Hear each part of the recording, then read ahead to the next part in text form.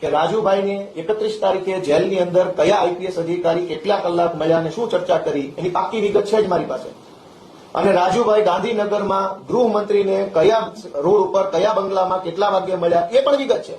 એ સમજી ગયા છે કેમ કે ગુપ્ત મીટિંગ ગાંધીનગરમાં હર્ષ સંઘવી અને રાજુ કરપડાની થઈ છે અને એની હજડબમ માહિતી છે મારી પાસે. અમારે બોલવું નથી.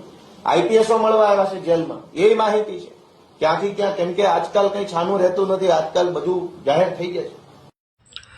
નમસ્કાર મિત્રો, જો આ ગોપાલ ઇટાલિયા આમ આદમી પાર્ટીનો એક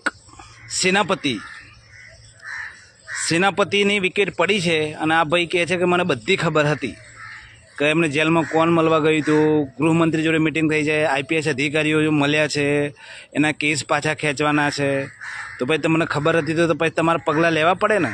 હવે આજે બધું ઓપન થઈ ગયું છે એટલે તમે હવે એમની ખોદણી કરો છો અને પેલું તમારી ખોદણી કરે છે કે રાજુ કરપડા કહે છે કે ભાઈ જ્યાં સુધી ગોપાલ ઇટાલિયા છે ત્યાં સુધી આમ આદમી પાર્ટી ઊંચી નહીં આવે ગુજરાતમાં. આ તો સાલું ચૂંટણી આવતા પહેલાં અહીંયા બખડજંતર ઊભું થયું છે અને આ તો ગોપાલ ઇટાલિયા અને ઈશુદાન ગઢવી ને બધા મોટા મોટા ફોકો પાડતા, મોટી મોટી તોપો ફોડતા આખા ગુજરાતમાં સભાઓ કરી કંઈ કે અમે આમ કરશું, આમ તેમ કરશું. અને આ તો સ્લોગન આપી દઉં, ના બાપનું ના બેટાનું, ગુજરાત છે આપનું. ભલે આપનું એટલે કોણ, તમે કે અમે લે. અને આ તો આપમાંથી એક સેનાપતિ હટી ગયો. આ તો આ કોમેન્ટ કરજો આ સેનાપતિ ઉપર, ખરું ને.